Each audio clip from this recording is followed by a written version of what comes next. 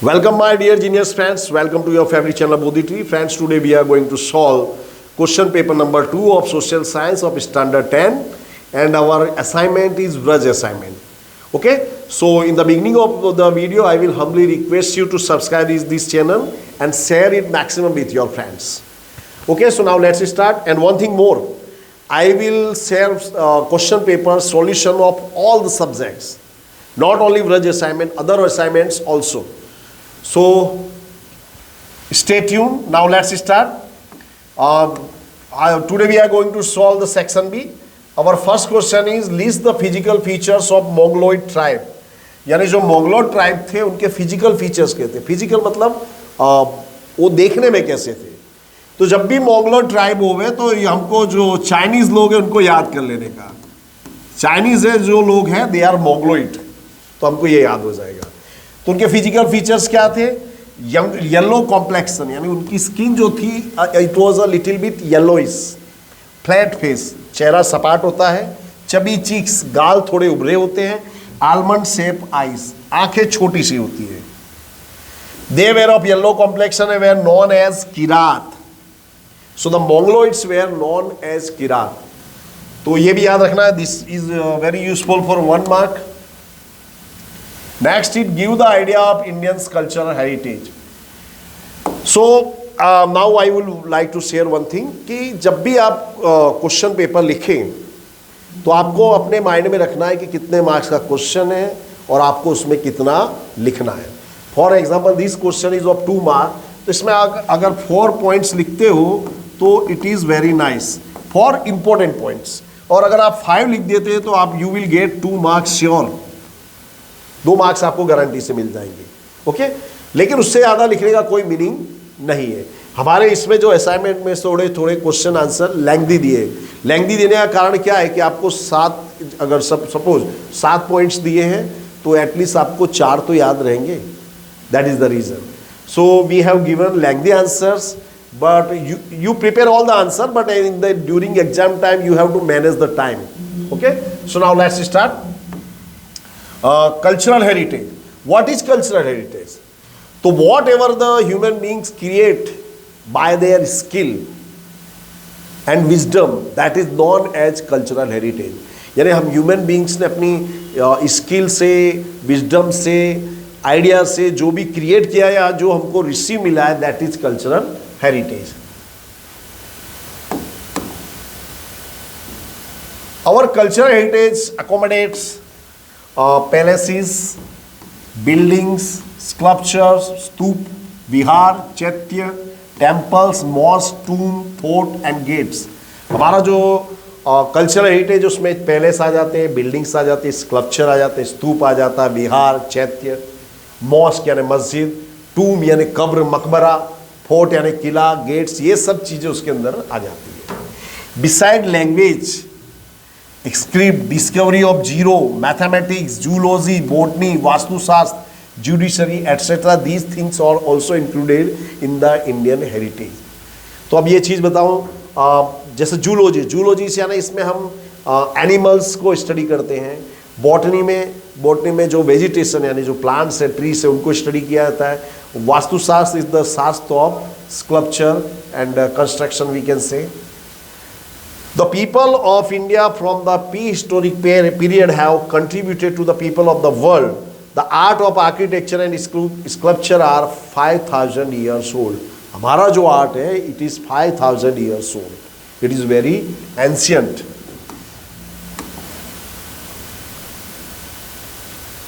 The remains of Indus Valley civilization is an evidence of this. On seeing the remains of the figures of God and Goddess, so I will simplify this. So we can say that Indus Valley civilization is very old. It is 5,000 years old. And whenever we see the sculpture of God, Goddess and toys, we feel proud of our heritage, our cultural heritage. Okay? So जब हम देखते हैं sculpture of bearded man and the statue of a dancer, तो जब Indus valley civilisation का exhibition हुआ था तो उसमें हमको बियर्डेड मैन का स्टैचू मिला था, जो आपने सबसे पहले ही देखा है, और एक डांसर का हमको आइडल मिला है. So whenever we see these statues and sculpture, we feel proud of our cultural heritage. Further, when we look at the figure of bullock or lion on an inverted lotus of Mauryan era, what is this? देखिए, उल्टा कमल, inverted lotus है ना, उल्टा कमल, उल्टे कमल के ऊपर शेर और बुलॉक की एक आकृति बनाई गई है. तो whenever we see this, we feel proud of Mauryan Empire, Mauryan era. ये जो स्कल्पचर है, ये इन्वर्टेड लोटस का, ये मौर्यन ईरा में बना था. द स्टेच्यू ऑफ जैन तीर्थंकर, the caves of Ellora of Rashtrakuta dynasty etcetera. तो जैन तीर्थंकर की जो स्टेच्यूस हैं, फिर इलोरा में की जो केव्स है, they were build by the Rashtrakuta kings. So whenever we see this, we feel happy and proud. All the generation of India has maintain and cultivated our culture. जो भी हमारी जनरेशन रही, सबने इसको कल्चर को लेकर proud feel किया और हमने उनको मेंटेन करके रखा. India's culture has made India stand proudly among the other countries of the world. हमारी कल्चर के कारण हम पूरी दुनिया में पूरी सबसे अलग हैं. ओके, नेक्स्ट है leather work is a very old art of India. Explain. तो व्हाट इज लेदर? तो जो डेड एनिमल्स होता है उसकी स्किन को निकाल करके उसको प्रोसेस करते हैं, देन दे मेक लेदर. फिर उसके बाद उसका यूज किया जाता है. फॉर उसका यूज होता है इंस्ट्रूमेंट्स में, musical instrument, for example drum and dhol. And they are also made for making masak, cause in the ancient time. In modern time they are use for making saaj, palan, whip. Okay, सो ये देखते हैं हम. तो ancient India made use of the dead animal skins to make various products. Dead animal के skin का हम अलग अलग प्रोडक्ट्स बनाने में यूज करते थे. When the animal died, it's skin was processed in a traditional manner and converted into leather. जो डेड एनिमल होता था उसकी स्किन को निकाल करके उसको प्रोसेस करते थे, तो उससे क्या बनता था? Leather. Later it is use to Leather is used to make useful products. Initially leather was used for making masak and cos. अब ये जो चीज़ें वर्ड्स आप नहीं जानते. Masak is one type of leather bag and in the ancient time it was used to carry water. 1942 a love story, इसमें जैकी श्रॉफ के पास मसक बताई गई है जिसमें हम वाटर कैरी करते हैं. ओके, एंड कॉस क्या होता था? इरिगेशन में इसका यूज होता था. जो इरिगेशन के लिए एक व्हील होता था उसमें लेदर बैग बांध दिया जाता था, जिसके कारण पानी कुएं में से निकाल करके इरिगेशन में यूज करते थे. That was cause. Later it was used in making musical instruments like drum, dholak and tabla. Drum, dholak, tabla बनाने में भी इसका यूज होता था, अभी भी होता है in modern time. It was also used in making footwear, leather belts to the animals and to make shields. Shield यानी ढाल. जो वॉरियर्स होते थे युद्ध में जिसका ढाल का यूज करते थे, उसको बनाने में भी लेदर का यूज होता था. Saaj, palan, lagam and whip etcetera for animals like horses and camels were also made for leather. साज और पलान क्या होता है? तो जैसे आप घोड़े के ऊपर ऐसे ही नहीं बैठ जाते उसकी पीठ पे, उसकी पीठ के ऊपर लेदर की एक चीज़ रखी जाती है, उसको बांधा जाता है, दैट इज पलान. बराबर. कैमल के ऊपर भी आपको पलान रखना, उसके बाद आप उसके ऊपर बैठ सकते हैं. विप का मतलब होता है चाबुक, लगाम तो आप जानते हो. So these were the use of leather. And whenever we see this, because of this we can say leather is a very old art of India. Next is write. Name the writers of Sangeet Ratnakar and संगीत पारिजात. So संगीत Ratnakar was written by पंडित सारंगदेव. सा याद रखो, बराबर. सा संगीत रत्नाकर, संगीत सारंगदेव. संगीत पारिजात was written by पंडित अहोबल. इसमें ये पापा याद रख लो.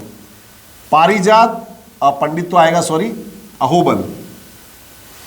1665 based on northern Hindustani music. It has 29 types of tunes. बराबर. State the limitations of market system. Market system का हमने पहले ही बताया था कि मार्केट सिस्टम में क्या होता है कि गवर्नमेंट का इंटरफियरेंस कम हो जाता है. बराबर, गवर्नमेंट उसमें इंटरफियरेंस नहीं करती है, इसलिए इसको फ्री इकोनॉमी भी कहते हैं। तो as production is driven by profit, the production of luxurious goods increase and the production of necessity decrease, basis necessity decrease. What is this? जैसे मान ली कि मैं इन्वेस्टर हूँ, मुझको कार बनानी है, तो मैं एक ऐसी कार बनाऊंगा जिसमें मुझे मैक्सिमम प्रॉफिट मिले।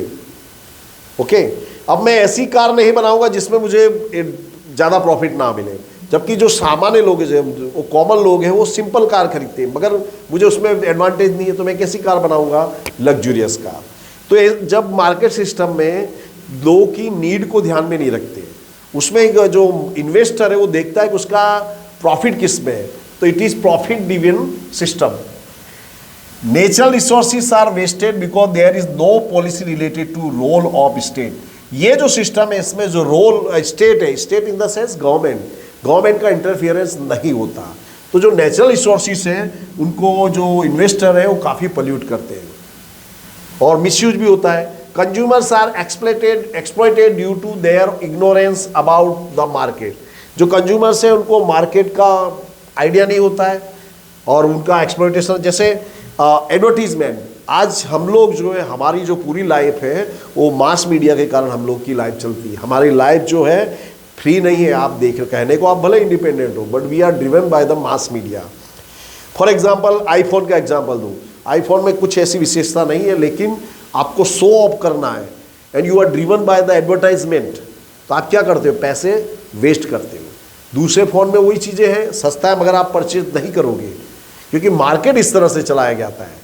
तो उसमें क्या होता है? कस्टमर का एक्सप्लॉइटेशन होता है। Centralization of wealth and income increase, income inequality, ये स्टेटमेंट समझिए। सेंट्रलाइजेशन ऑफ द वेल्थ, तो जैसे मान लें मैंने कंपनी चालू की है, तो जो मैन प्रॉफिट होगा मेरा होगा, उसके बाद जो मेरे जो मैन जो है सीईओ है, एमडी है, उनके पास जाएगा। जो लेबर्स हैं उनको इतना बेनिफिट नहीं मिलेगा। तो उसके कारण क्या होता है कि जो अब पर्टिकुलर जो क्लास होता है उसके पास पैसा मैक्सिमम जाता है और जो दूसरे क्लास है उसकी पास पैसा जाता नहीं है। जैसे एक एग्जांपल के हिसाब से ये इंडिया ही नहीं, पूरी दुनिया में लगभग 2% लोगों के पास दुनिया की 60% प्रॉपर्टी है, पैसा है, बराबर। ये 2% लोग 60% पैसा ले जाते हैं, बाकी 98% लोगों के बीच में 40% पैसा बिकता है। ओके, तो इससे आप इनइक्वालिटी को ध्यान में रख सकते हैं। There is danger of monopoly, economic instability, labour exploitation etcetera. What is monopoly? Monopoly यानी मार्केट में कंपटीशन खलास हो जाए और कोई एक ही जो इन्वेस्टर है उसका बोलबाला हो, उसका ही मार्केट चलता हो, that is monopoly. For example आपको एग्जांपल दूं, टोरेंट पावर। तो अहमदाबाद में टोरेंट पावर की मोनोपोली है। आपको इलेक्ट्रिसिटी चाहिए, टोरेंट पावर के अलावा आपको कोई इलेक्ट्रिसिटी देने वाला नहीं है, तो अपनी वो प्राइस इंक्रीज करेगा और आपको जो कीमत बोलेगा वो आपको चुकाना ही पड़ेगा क्योंकि उसकी मोनोपोली है, बराबर। तो ये सब प्रॉब्लम्स आते हैं किसके कारण? मार्केट सिस्टम के कारण। ओके, और लेबर का एक्सप्लॉइटेशन होता है।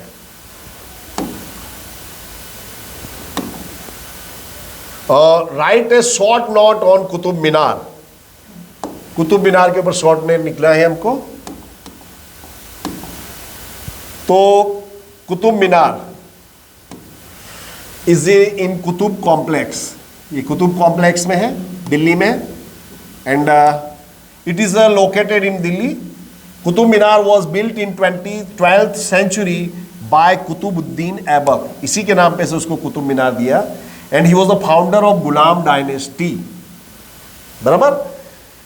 तो अब ये हमारे लोगों के लिए सोचने वाली बात है, गुलाम डायनेस्टी क्या होता है? जो किंग होते थे, मुगल जो होते थे, उनका वो गुलाम खरीदते थे अफ्रीकन कंट्रीज से। वो आए इंडिया में, उन्होंने इंडिया को जीता, शासन किया, उसके बाद अपने गुलाम को दे दिया कि भाई अब तू शासन कर। यानी आप सोच सकते हो कि हम लोग कितनी, हमारी लोगों की सोच छोटी रही थी कि हम लोगों के ऊपर गुलामों ने भी शासन किया। तो Qutubuddin Aibak Qutubuddin Aibak was the founder of Ghulam dynasty, ये भी याद रखना। He died before the completion of this monument, ये मॉन्यूमेंट बन रहा था उसी दरमियान वो मर गया। Hence, after his death, the remaining work was completed by his son-in-law Iltutmish. अब जो कुतुबुद्दीन ऐबक था, इसकी लड़की थी, उसका नाम था Razia Sultan, and he was wiser than his brothers. उसके भाइयों से वो ज़्यादा अक्लमंद थी, तो कुतुबुद्दीन ऐबक ने उसको ही शासक बनाया. लेकिन उसका शासन जो था, जो पुरुष समाज, प्रधान समाज था, उसको अच्छा नहीं लगा, तो उसको हत्या कर दी गई, उसका मर्डर करा दिया गया. उसके बाद उसका जो जमाई जो था इल्तुतमिश, उसका शासन आया और उसने कुतुब मीनार का कंस्ट्रक्शन पूरा कराया. The minaret is 72.5 metre tall of round red stones and marbles. इसको बनाने में रेड स्टोन्स और मार्बल्स का यूज हुआ है. Its circumference is 13.75 metre at its base में इसका है सर्कमफ्रेंस है 13.75 metre, and it gets reduce to 2.75 metre at the top. Verses of Quran have been engraved on the minaret. कुरान की जो आयतें हैं वो मीनार के ऊपर लिखी गई हैं. It is the tallest stone minaret of India. ये इंडिया का सबसे ऊंचा पत्थर का मीनार है. और नेक्स्ट है explain the term communal forest and social forestry. So communal forest, local self-government institutions, mean to say gram panchayat, municipalities, corporation, district panchayat have control over such forest. जैसे मान लीजिए कोई गांव है, तो वहाँ की जो ग्राम पंचायत है, वो उसके आसपास का जो अमुक पर्टिकुलर एरिया है, उसमें पेड़ लगाते हैं, उसमें वो जंगल बनाते हैं, फिर उसका वो अपने ढंग से यूज करते हैं, उसको प्रोटेक्ट करते हैं, उसमें जो प्रोडक्ट्स हैं उसको अपने ढंग से बेचते हैं, अपने हिसाब से लकड़ियाँ काटते हैं. That is communal forest. Social forestry, social forestry is a process of growing trees by the people residing in forest and is undertaken by government to provide employment for the forest dwellers. इसमें क्या है, government का इसमें role होता है. Government जो वहाँ के लोकलाइट होते हैं, जो जंगल में रह रहा है, उसको ज़्यादा आइडिया है, तो उन लोगों से वो पेड़ लगाने के लिए कहते हैं, वो लोग पेड़ लगाते हैं, गवर्नमेंट उनके बदले उनको चार्ज भी देती है, और थोड़ी बहुत मात्रा में वो लोग उस ट्रीज का यूज भी कर सकते हैं. That is social forestry. Next is why there is an increase in the uses of non conventional source of energy. तो पहले तो आप इस शब्द को समझिए, what is the meaning of non conventional. तो देखिए दो तरह के सोर्स ऑफ एनर्जी है, conventional and non conventional. Conventional यानी हम जिसका पुराने समय से यूज करते आए हैं. Okay, for example petrol, diesel, kerosene, coal, wood, ये जो था that is conventional. Non conventional यानी जिसका हमने अभी यूज किया है, for example solar energy, wind energy. Okay, that is non conventional. तो जो कन्वेंशनल सोर्स ऑफ एनर्जी है, they are limited and they increase pollution in the atmosphere and they are also very costly. On the other hand, the non conventional sources of energy they are very cheap and they do not pollute the atmosphere. Okay, तो ये देखिए सबसे पहले तो आपको ये चीज़ों का मीनिंग समझना है कि what is non conventional. Non conventional है जिसका हमने अभी हाल में यूज किया है, पुराने समय में नहीं होता था. There are two sources of energy, conventional and non-conventional. The conventional sources of energy will get exhausted in near future. जो conventional source of energy है, पेट्रोल, डीजल, केरोसिन, ये कोल, ये अमुक समय बाद खलास हो जाएगा. Today energy is produced from coal, wood, mineral oil and natural gas, which are conventional. तो conventional में क्या आता है, coal, wood, mineral oil, natural gas. These resources are limited and will soon get exhausted, which will decrease electricity production as forests are depleting. Wood will, देखिए this is a lengthy, जो मैंने आपको बताया वही लिख देना का कि the non-conventional sources of energy are unlimited, they are limitless, and they do not increase pollution in the atmosphere, and they are unlimited. Therefore, use of non-conventional sources of energy is increasing day by day. Okay, so what the most important thing is कि आपको ये समझना है, and you have to write the answer in your own language. I will like to advise you that you must write simple sentences. Okay, so what you should do whenever you prepare any question, write it. जब आप उसको लिखते हो in your own language, then you can write in the examination. Okay,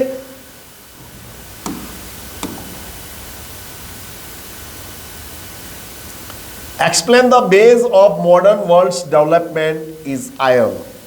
यानी अभी जो modern world में अगर आपको कोई भी कंट्री को डेवलप करना हो तो उसको मैक्सिमम आयरन का यूज करना पड़ता है. We have to explain it. Okay, so iron is available in plenty in the world, therefore it is cheap, strong and sturdy. सबसे पहली बात तो एक तो चीप है, ये स्ट्रॉन्ग भी है, स्टडी भी है. Therefore it is use largely in making things from pins to big machine. Pin से लेके बड़ी मशीन तक आयरन से बनाई जाती है. Steel is widely used for construction, machinery, field of transportation. There is a great demand of specific use like stainless steel and weapons. So stainless steel is used in making a different kind of machine, vehicles of transportation, and it is also used in weapons. Thus the vast utility of iron enables us to say that it is the base of modern world's development. तो जो iron का जो utility है, जो consumption है, उसके कारण हम कह सकते हैं कि डेवलपमेंट करने के लिए the use of iron is compulsory. State the importance of chemical industry in Indian economy. Chemical industry, तो the Indian chemical industry occupies an important position in the country's economy. This industry is developing rapidly. आज pharmaceutical में India बहुत बड़ा role play कर रही है. Okay, heavy inorganic chemicals include sulphuric acid which is use for manufacturing of fertiliser, synthetic fibre, plastic, paints, dye stuff and fertilizer. Rubber also, rubber इसमें रह गया है. सो ये भी याद रखना आपने कि what are the uses of sulphuric acid. तो sulphuric acid is used for making fertiliser, synthetic fibre, plastic, paints and dye stuffs. Nitric acid, alkalis, soda ash is used in the manufacture of glass, paper, soap and detergent. Okay, ये भी याद रखना what are the uses of soda ash. Soda ash is used in making of glass, paper, soap and detergents.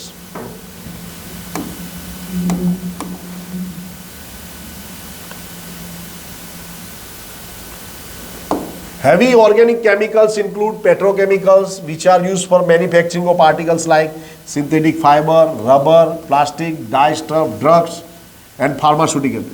Drugs यानी दवाएं. तो inorganic organic chemical में क्या आता है? ऑर्गेनिक केमिकल है जो पेट्रोकेमिकल से बनाया जाता है, जो पेट्रोलियम में से बनाया जाता है, दैट इज ऑर्गेनिक केमिकल. उसका हम यूज करते हैं synthetic fibre, rubber, plastic, dye stuff, drugs, pharmaceutical में यूज करते हैं. The inorganic chemical industries are widespread while organic chemical industries are located near the refineries and petrochemical plants.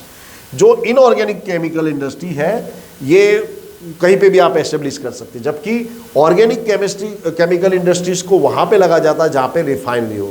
उसका कारण क्या होता है कि इसका ट्रांसपोर्टेशन काफ़ी इजी होता है. फॉर एग्जांपल गुजरात में बहुत सारी रिफाइनरीज हैं, इसलिए गुजरात में केमिकल इंडस्ट्री बहुत डेवलप हुई है. जबकि यूपी में क्या है, यूपी में खाली एक मथुरा में है पेट्रोल रिफाइनरी, लेकिन इसके कारण वहाँ पे आपको केमिकल इंडस्ट्री का इतना डेवलपमेंट देखने को नहीं मिलता है. गुजरात में आप अंकलेश्वर, भरूच, बड़ौदा, इन सब जगहों पर रिफाइनरीज होने के कारण, उस जामनगर में भी रिफाइनरी है रिलायंस की, तो उसके कारण गुजरात में केमिकल जो इंडस्ट्री है काफ़ी ग्रो की है. इसके साथ साथ insecticides have helped in the development of agriculture by controlling the paste. What is insecticide? तो जब खेती करते हैं तो खेतों में कई बार बहुत से कीड़े लग जाते हैं, तो उन कीड़ों को नष्ट करने के लिए जिस केमिकल का यूज करते हैं दैट इज इंसेक्टिसाइड. तो इंसेक्टिसाइड का यूज करने से हमारा जो प्रोडक्शन है एग्रीकल्चर का वो बढ़ा है.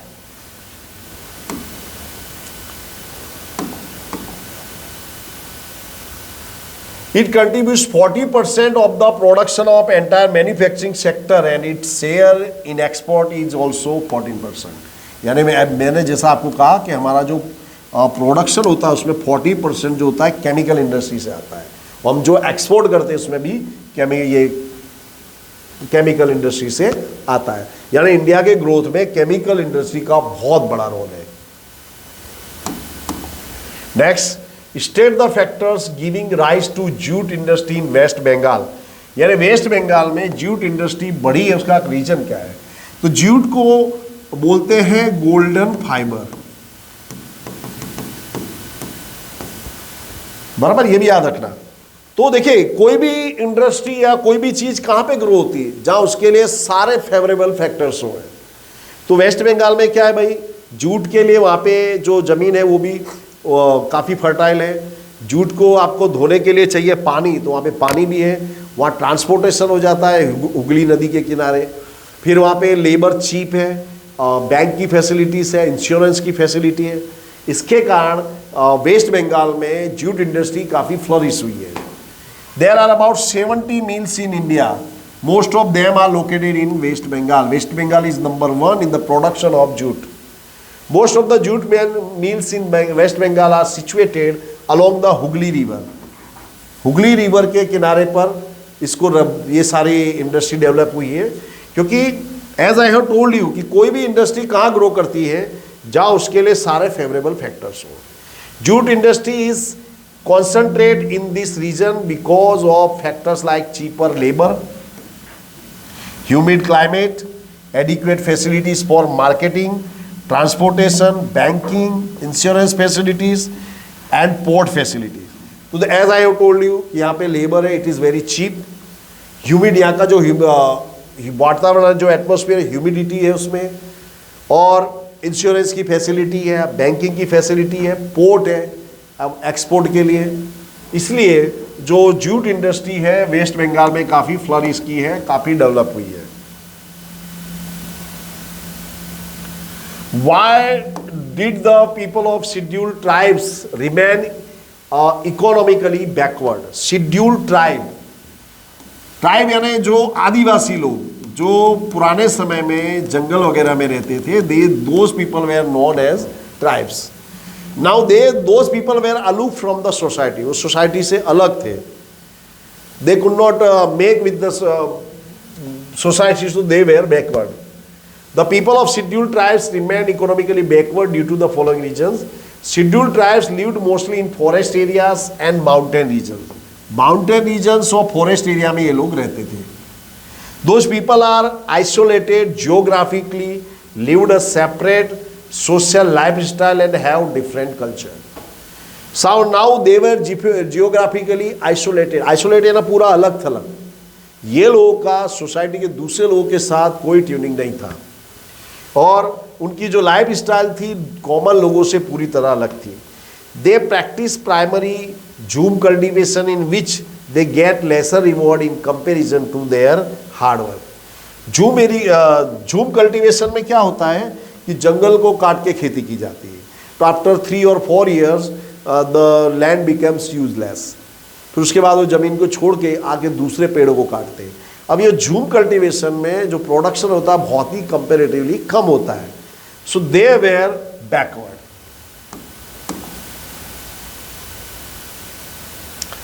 They perform activities like fishing, cutting of trees in the forest, transport wood. Activities are simple and rewards are lesser than work. उन्होंने जो एक्टिविटी की, इकोनॉमिकल एक्टिविटी जैसे फिशिंग, मछली पकड़ना, पेड़ काटना, बराबर, वुड्स को ट्रांसपोर्ट करना, ये जो एक्टिविटीज है इसमें ज़्यादा फाइनेंशियल गेन नहीं होता। So the scheduled tribes were backward in our society. In India, we find people of different religions staying together. Unity is diversity is visible. Give your opinion. अनेकता में एकता, ये भारत में देखने को मिलता है। ऐसा क्यों है? What is the reason? तो India is a secular country. What is the meaning of secular? In our country, all religions are equal. Anyone can follow the religion according to his will. अपनी इच्छा अनुसार वो कोई religion को follow कर सकता है। People following many religions live here, यहाँ पे बहुत से लोग रहते हैं जो अलग अलग रिलीजन्स को फॉलो करते हैं। Fundamentalist always assert that their religion and community are best compare to other religions. तो जो फंडामेंटलिस्ट होते हैं, फंडामेंटलिस्ट मतलब ऑर्थोडॉक्स लोग जो बोलते हैं कि हमारा धर्म ही श्रेष्ठ है, तो वो लोग समाज के लिए बहुत सारी प्रॉब्लम्स क्रिएट करते हैं। They always give more importance to their own community's interest.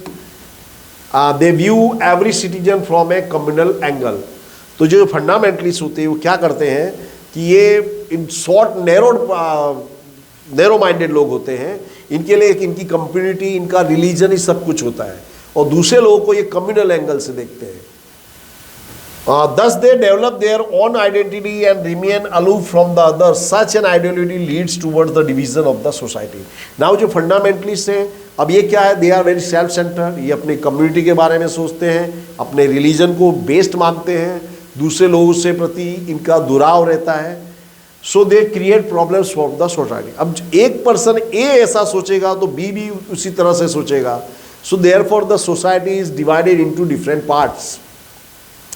We have experienced this in 1947 when the partition of country took place. 1947 में जो देश का बंटवारा हुआ था, it was because of this type of fundamentalists. Fundamentalist को अपने धर्म से प्यार था, उनको देश से कोई मतलब नहीं था, और वो इस देश को टुकड़े करके चले गए। So friends, I hope you enjoyed this video very much. Thanks for watching. Have a very nice day.